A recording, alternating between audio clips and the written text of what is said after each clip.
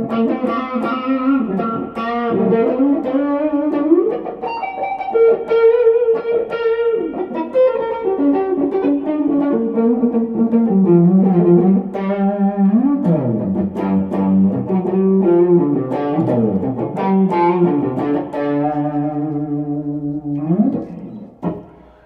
my name's Taylor Northern, and I go by the Artful Dodger. Um, I'm just gonna tell you a little bit about my story.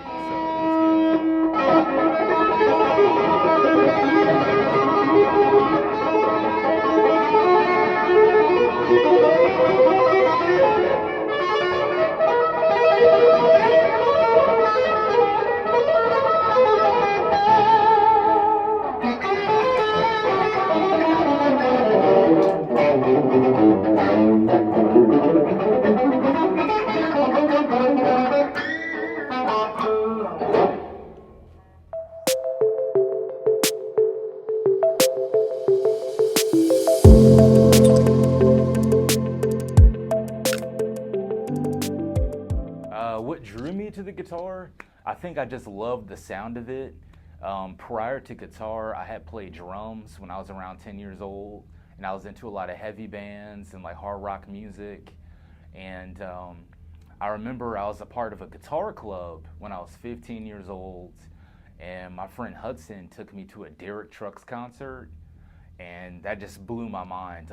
Derek Trucks is he's related to Butch Trucks, who plays with the Allman Brothers. And around that same time, there was a librarian that worked at my high school, and he like gave me a whole like anthology of the Allman Brothers music, and I was like really obsessed with it. And my friend knew, so I got to go to that show and check it out, and it just like to this day, Derek Trucks is one of my main influences, and I really love him as a player, and he's very dear to my heart. So.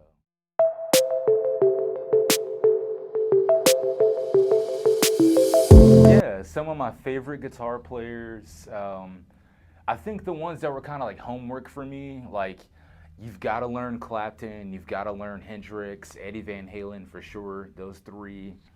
But there's so many good guys now. Like Josh Smith is an amazing player.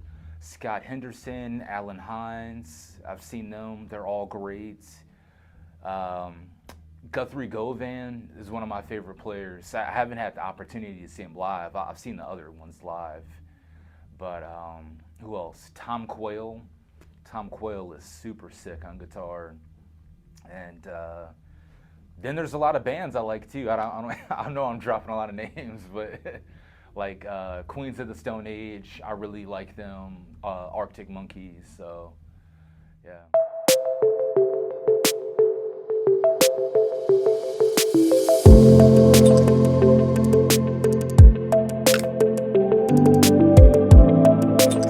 Yeah, so some of my favorite genres, I listen to a lot of hip hop. I really like Griselda. Griselda's dope.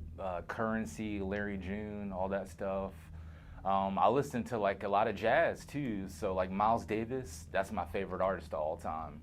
I would say my top artists are Miles Davis, David Bowie, and James Brown. Those are probably my top three like artists that I really enjoy. But sorry, I'm kind of rambling. I guess favorite genres, like hip hop, rock music, classic rock. I listen to everything basically, everything but country music. So.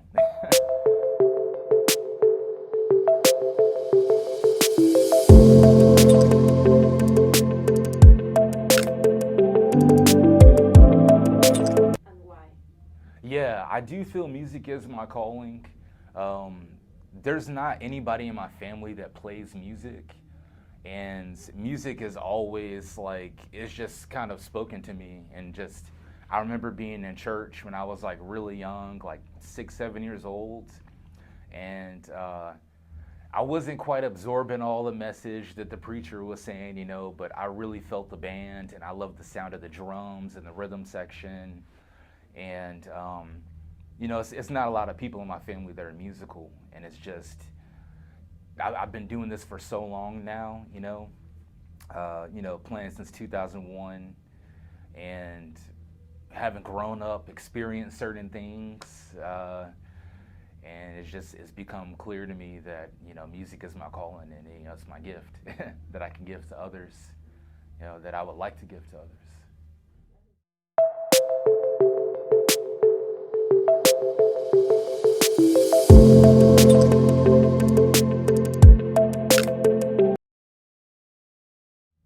Yeah, that's a good question. So the music industry definitely is oversaturated.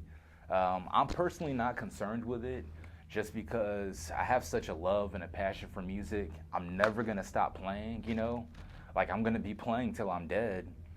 And just the way I look at it, I'm not trying to be like, Budweiser or like some large brand. Like I'm more like a microbrewery, like Dogfish Head, or Terrapin, or even not even using alcohol as an example, like bread at the store.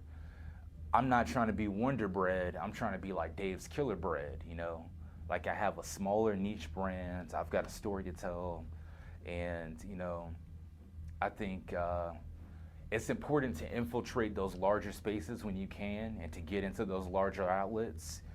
But whether or not the industry is oversaturated, you don't have to be concerned about that. Like, I guess you just got to focus on you. You have to better yourself, better your brand.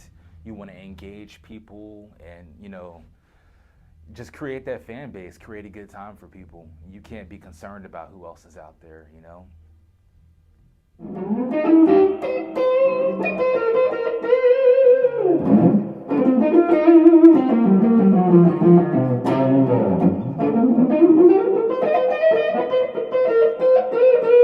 That's a good question. I feel there's a lot of good in the world today, a lot of new opportunities to make money, especially online. People can get on an app like DoorDash or Instacart, for instance. You can do that and make money.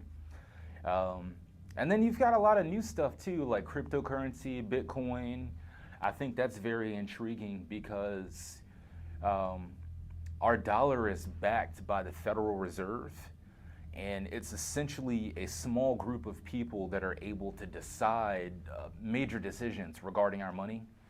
And cryptocurrency levels the playing field so that everyone has a voice, so to speak, or a digital signature or something. So I think a lot is improving in the world today, and even in terms of like diversity and racial relations.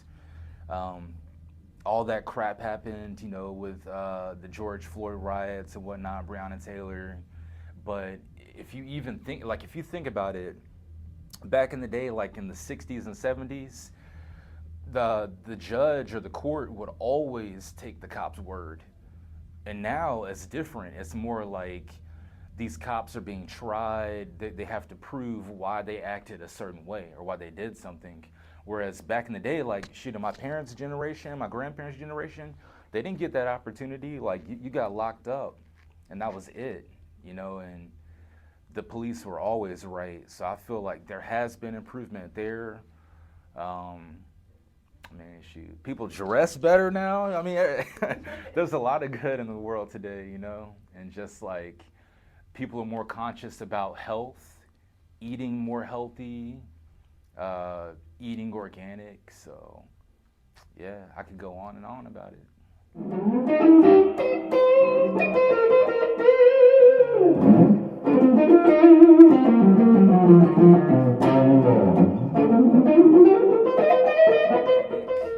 There's been a lot of fear that's been built up.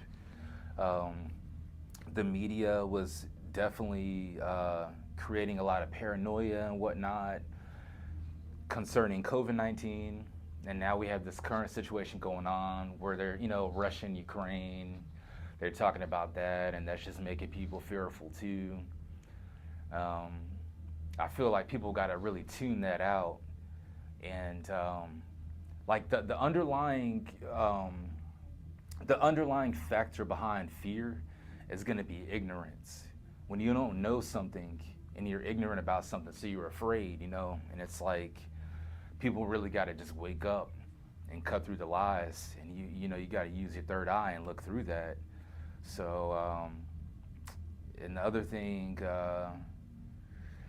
I guess you could say greed is another thing that's wrong with the world today, but honestly, people are greedy for a variety of reasons and may need money or whatever resources for whatever purposes. So I couldn't, say that. But mainly the fear issue is what we're going to have to tackle, because we were in isolation, and people were not in touch with each other, and we're gonna have to learn how to live with each other again, and really, yeah, that's what it boils down to. We gotta learn how to live with each other.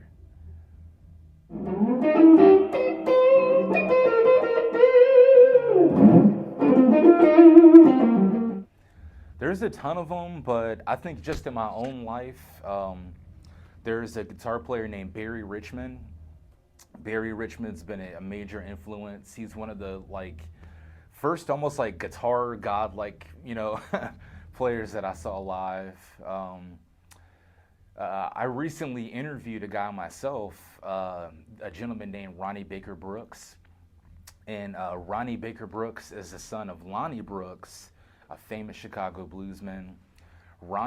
He's very inspirational to me because he's in his 50s and, he's still out there playing. I saw him play at Bonita Springs here in Florida, and the guy was just killing it, playing with his teeth, going out into the audience. He's just, ridiculous showman, really good chops. And who else? Gosh. I think in my younger days, when I was about 18, 19, there was a guy that worked at Wuxtree Records named John Kieran Fernandez, and he was inspirational to me.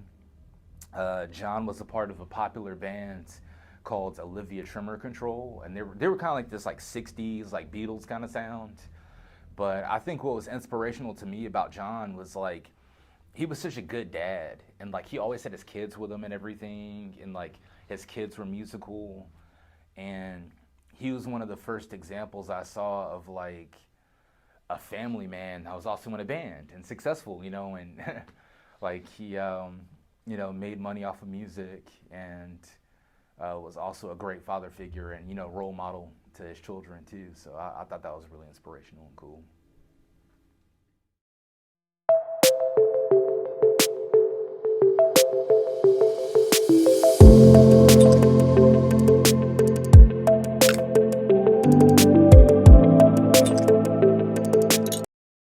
So my biggest fear, I think, my biggest fear is just dying and having made no impact on anyone's life, for real. Because a funeral is sad enough, you know what I'm saying? A funeral is not a happy event, but it's really sad when nobody has nothing positive to say about you or anything positive. So I remember my grandparents, my grandmother, Johnny Q. Vaughn, she was a teacher in the Chicago metropolitan area. And I remember there were hundreds of people at her funeral. The same for my grandfather, Alfred Vaughn. He worked for the railroad, and he also did people's taxes on the side. And I remember it was 300 people there, or maybe even more, it seemed like. And they all had good stories about them, and they had obviously made an impact on the community. So my biggest fear is just dying and not having nobody say anything good. You don't want that.